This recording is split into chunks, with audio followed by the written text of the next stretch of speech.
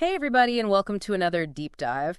We're always talking about ways to support and empower, and today is no exception, but we're really diving into an alternative. Ooh, exciting. I know, right? So we're looking at alternatives to guardianship today, and specifically something called supported decision making. I've heard of it, Yeah, it's really interesting. It's all about giving individuals more control, not less. which is really what it should be about, right? Absolutely. I think a lot of folks listening are interested in making sure that, their loved ones have the best possible support. But imagine for a second that big life choices, where you live, who you work with, even what doctor you see, were made for you, not with you. Right. I can see where that would be really tough. Exactly. And that's the reality of guardianship for a lot of folks. And that's why it's so important we're looking into alternatives. Yes, 100%. And we're talking about some pretty fundamental rights here. Like under full guardianship, someone could lose their right to vote, work, manage their own money. Wow. Yeah, even choose who they have relationships with. That's a lot to consider. It's heavy stuff, and it's no wonder people are searching for alternatives that really focus on the individual's voice. Well, and for a long time, guardianship was often the only option for families. Yeah. It was really difficult. Yeah. Potentially limiting their loved ones' rights in hopes of making sure that they're well taken care of. Right, wanting the best for them, but Yeah. it's tricky. It is. And you know what I think is really interesting about this? Is this shift aligns with this broader disability rights movement. Oh, absolutely. There's this recognition that's growing that people with disabilities aren't seeking protection, but the agency to make their own choice. Autonomy. Yes. Even if they need some help along the way, like we all do. Exactly. So many things in life. We all need support. And that's where supported decision-making comes in. Yes. Tell us more. Okay, so instead of having decisions made for them, individuals get to work with this team Okay. of trusted supporters to make these informed choices themselves. I love that. And the best part, it's all about collaboration. Collaboration. I was just going to say that. Right, finding solutions that work. That's what we need more of.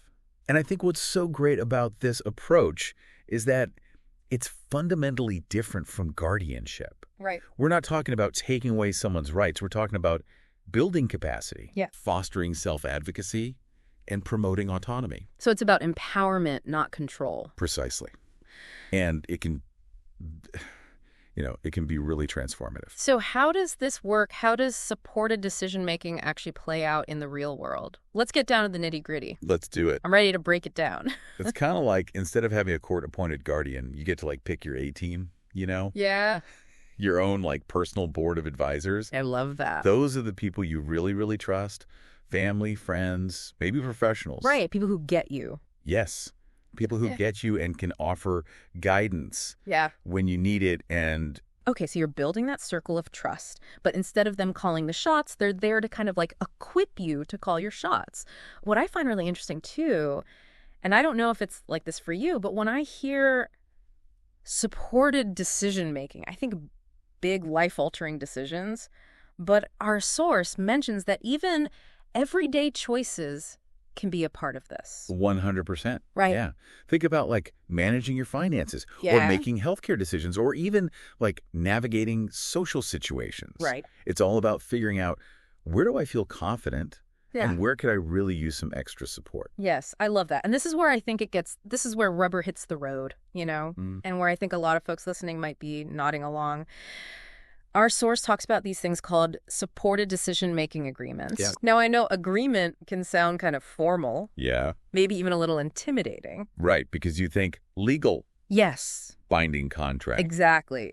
So tell us, what's the difference here? So they're not legally binding, these agreements. Okay. It's more about a conversation. Okay. And it can be flexible. So less like a rigid contract, more like a shared understanding that can evolve. Exactly. Yeah. It's a personalized roadmap Okay. that kind of maps out the areas where you want some support.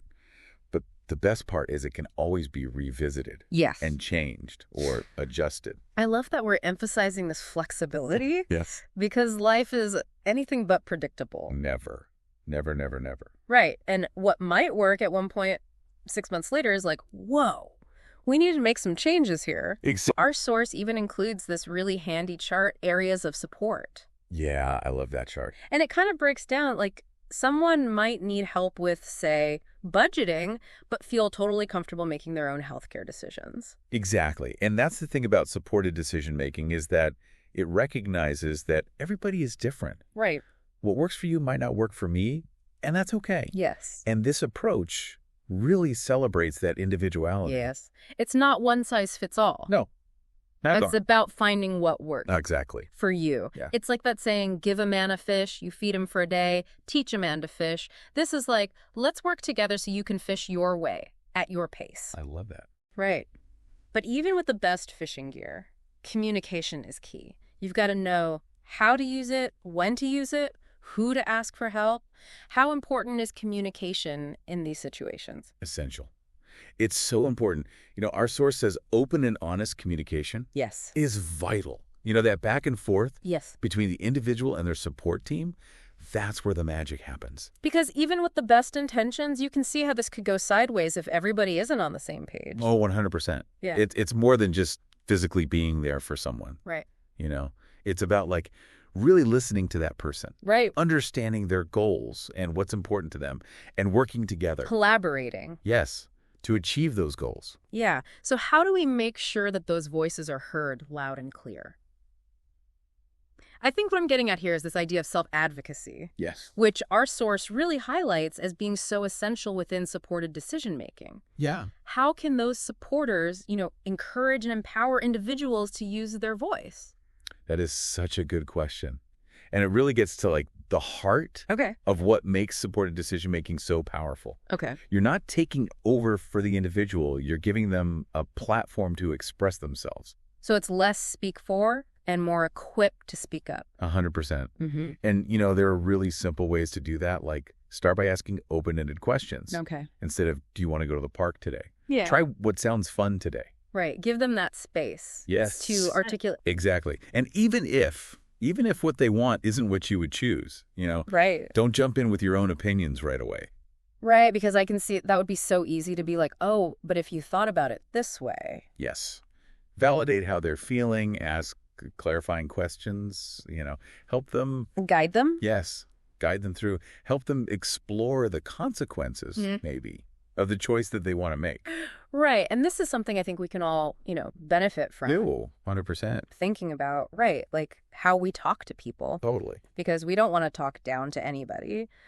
Our source also stresses using clear language, jargon-free. Oh my gosh, yes, that's huge. Because it's so easy to slip into that expert mode. Yes. Especially when we talk about finances or legal stuff, and it can get really complicated really fast. Yes. So how do we simplify without, losing the meaning? Right. Explain things in a way that's easy to understand. And don't be afraid to double check that they're following along. Ask them. Yeah. You know? Yeah. And I love that because it really is. It's building that confidence. It's that I can do this. And it strikes me that, this could even have ripple effects beyond the individual. Oh, yeah. If someone feels empowered to advocate for themselves, wouldn't that likely lead to just greater independence, well-being overall? For sure. When people feel heard and respected and in control, they're more likely to thrive. Yeah. And, that can look like a lot of things.